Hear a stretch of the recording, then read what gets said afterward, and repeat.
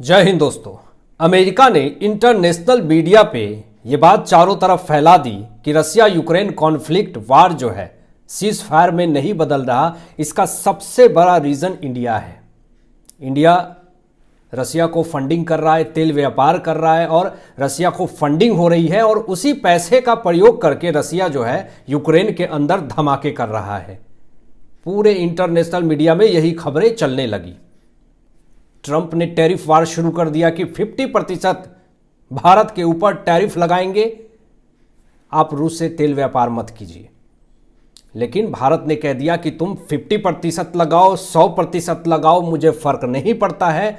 और उसके बाद एक करारा चोट ट्रंप को मोदी ने दिया और व्हाइट हाउस में सन्नाटा पसर गया। एससीओ समिट में चीन में शी जिनपिंग, व्लादिमीर पुतिन और नरेंद्र मोदी जी तीनों मुलाकात करते हैं। उसके बाद अमेरिका पूरी तरीके से बौखला जाता है। इसके बाद जेलेंस्की को ऐसा प्रतीक होता है कि हर जगह पे भारत रसिया का सपोर्ट कर रहा है।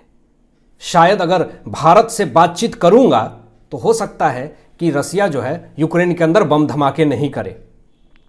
एक स्टेटमेंट भी आया था जेलेंस्की का कि मैं भारत के प्रधानमंत्री नरेंद्र मोदी जी से मुलाकात करना चाहता हूं। मुलाकात के लिए तैयारी भी हो चुकी थी, लेकिन इसी बीच में खबर आती है कि व्लादिमीर पुतिन जो है वो दिसंबर में भारत आने वाले हैं। तो यहां पे जहर उगलना तय था जेलेंस्की का भारत के खिलाफ, क्योंकि कहीं पे भी अगर व्लादिमीर पुतिन जाते हैं उससे पहले जेलेंस्की वहां से कट लेता है और इंटरनेशनल मीडिया में यह बताने की कोशिश करता है कि मैं तो शांति वार्ता चाहता हूं, लेकिन व्लादिमीर पुतिन नहीं चाहते हैं। बहुत एक्सपेक्टेशन थी जेलेंस्की को कि अलास्का में मुलाकात जब होगी ट्रंप और पुतिन की तो वहां पे मुझे भी बुलाया जाएगा, लेकिन नहीं बुलाया गया। फिर एससीओ समिट जब हुआ तो रसिया, भारत और चीन जब इकट्ठे हुए तो ऐसा प्रतीक हुआ कि हो सकता है कि मुझे इस बार जेलेंस्की को चीन बुलाया जाएगा, लेकिन नहीं बुलाया गया। इसके पहले जेलेंस्की ऐसे ऐसे स्टेटमेंट दे रहा था भारत के समर्थन में कि भारत हमारे साथ अगर होगा तो रसिया यूक्रेन कॉन्फ्लिक्ट जो है वो सीज फायर में बदल जाएगा, मैं जो है वो भारत को समझाऊंगा। जेलेंस्की ये स्टेटमेंट दे रहा था। लेकिन आज जो तीखा स्टेटमेंट दिया है जेलेंस्की ने, वो कहीं ना कहीं जेलेंस्की के लिए एक बहुत बड़ा खतरा प्रतीक हो रहा है। आने वाले समय में जेलेंस्की के लिए एक बहुत बड़ी मुसीबत खड़ा होने वाली है। कहते हैं कि अंगूर नहीं मिला तो खट्टा। जब भारत ने समर्थन नहीं दिया जेलेंस्की का, यूक्रेन का, तो फिर आज ये देखिए ये स्टेटमेंट दे रहा है कि भारत पर टैरिफ लगाना बिल्कुल सही है। ट्रंप ने बिल्कुल सही किया है भारत पे टैरिफ लगा करके। इसके तेवर देखिए ये बदल गया। जब इसको पता चला कि भारत जो है वो रसिया से तेल लेगा ही, रसिया तो और डिस्काउंट दे रहा है तेल के ऊपर, जब ये प्रतीक हो गया यूक्रेन प्रेसिडेंट जेलेंस्की को कि भारत जो है वो हमें तनिक भी सपोर्ट नहीं कर रहा है, तो ये टैरिफ को लेकर के पूरी तरीके से कहने लगा कि भारत के ऊपर जो भी टैरिफ वार हो रहा है वो बिल्कुल अच्छा हो रहा है। इसकी औकात देख ली ना आपने। अगर सपोर्ट नहीं किया भारत ने तो इसने अपनी औकात दिखा दी। जेलेंस्की को पूछना चाहिए अपने चचा से कि ट्रंप महान नेता हैं, नरेंद्र मोदी जी ये स्टेटमेंट दिए फिर रहे हैं। अगर रसिया ठोक रहा है यूक्रेन के अंदर तो ये जेलेंस्की की गलती की वजह से, और अगर कोई समझा सकता है पुतिन को तो वो ट्रंप चचा नहीं समझाएंगे, व्लादिमीर पुतिन को नरेंद्र मोदी जी ही समझा सकते हैं, क्योंकि रसिया और भारत के जो रिश्ते हैं वो पूरी तरीके से घनिष्ठ हो गए हैं। लेकिन इसकी औकात जो है वो अब समझ में आ गई और पूरी दुनिया ने देख लिया कि जेलेंस्की किस नीच स्तर का व्यक्ति है। अब मैं जरा आपको बता दूं कि इधर जब भी कोशिश करता है जेलेंस्की विदेशी ताकतों से मदद लेने की, अमेरिका यूरोपीय देशों से मदद लेने की, पुतिन जो है वो पूरी तरीके से यूक्रेन के अंदर हमला पे हमला करना शुरू कर देते हैं। और फिर एक बड़ी और ब्रेकिंग खबर सामने आती है, पूरा यूक्रेन फट पड़ा है, जमीन जल रही है रूस के धमाके से दोस्तों, और जेलेंस्की पूरी तरीके से ठंडा हो गया है। पूरी जो ये जेलेंस्की की चमड़ी है ना वो उतार करके रख दी है व्लादिमीर पुतिन ने।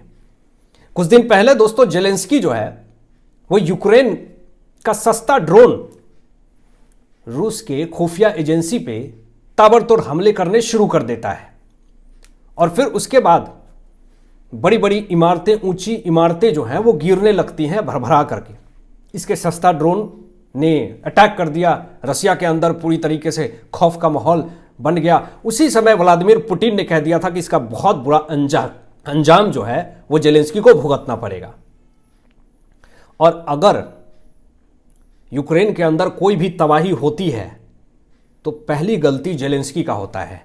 इस 3 साल में दोस्तों अभी तक का सबसे बड़ा अटैक व्लादिमीर पुतिन ने यूक्रेन के अंदर किया है। मैं आपको बता दूं कि रूस ने यूक्रेन पर एक साथ 805 ड्रोन और 13 मिसाइलें दागी हैं और इस हमले के बाद से पूरी तरीके से चारों तरफ आक्रामक माहौल है।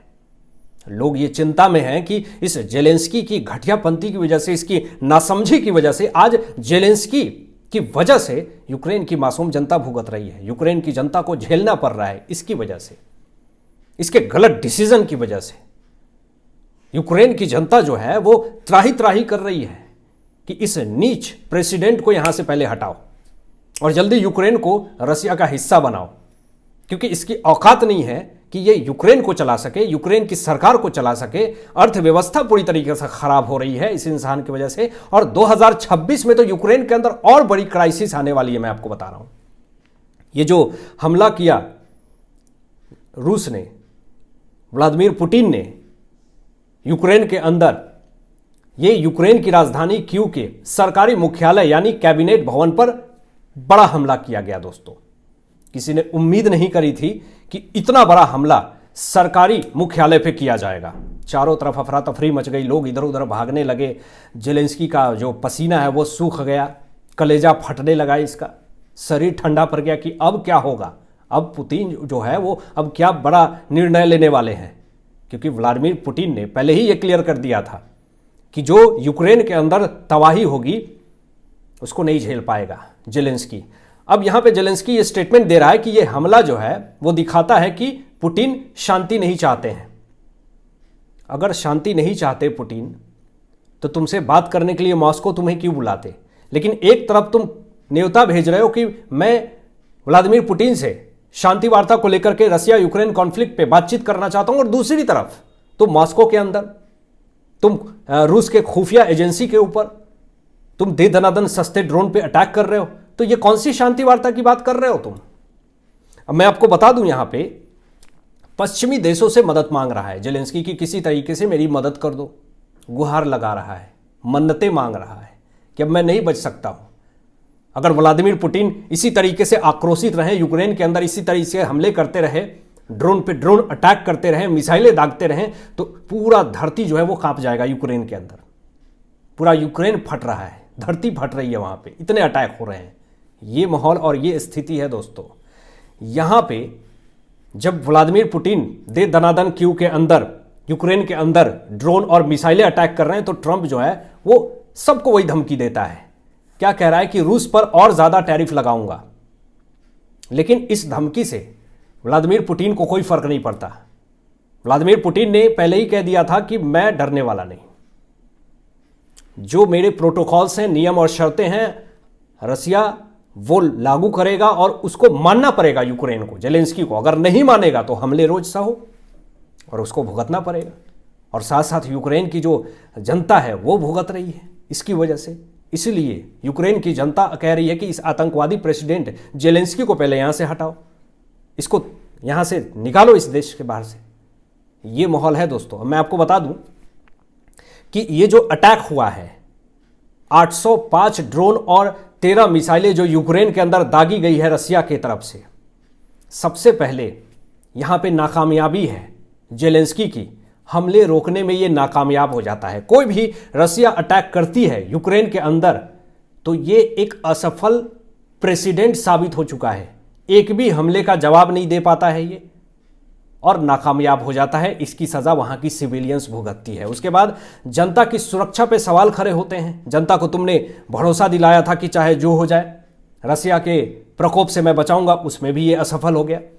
जेलेंस्की आत्मनिर्भर नहीं है और इसने फिर से पश्चिमी देश से मदद मांगी है कि मेरी मदद करो। अमेरिका और यूरोपीय देश पे ये पूरी तरीके से निर्भर है। वो प्रेसिडेंट जो सुरक्षा नहीं कर पा रहा जनता से, और तुम खांसते भी हो तो यूरोपीय देश से पूछ करके, अमेरिका से पूछ करके वहां की जनता कैसे सपोर्ट करेगी। यहां पे पुतिन ने साफ तौर पे स्टेटमेंट दिया दोस्तों कि हमने सिर्फ सरकारी फौजी ठिकानों पर हमला किया है। ये जो जेलेंस्की, ये जो इंटरनेशनल मीडिया में ये जो बातें फैला रहा है कि हमारे जो सरकारी मुख्यालय है उस पर अटैक किया गया व्लादिमीर पुतिन रसिया की तरफ से, ये पूरी तरीके से झूठ है, इसको नकार दिया रसिया ने। आगे यहां पे व्लादिमीर पुतिन ये भी कहते हैं कि सरकारी इमारत को निशाना नहीं बनाया गया, हमारा मकसद यूक्रेन की सेना थी।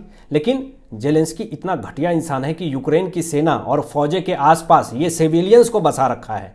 सिविलियंस जहां पे थे वहां पर ये फौजी और सेनाओं का कैंप लगा रखा है। यानी अगर व्लादिमीर पुतिन, रसिया अगर सैनिकों के ऊपर हमला करेगी तो साथ साथ सिविलियंस भी मरेंगे, मासूम जनता भी मरेगी, इसकी गलती की वजह से।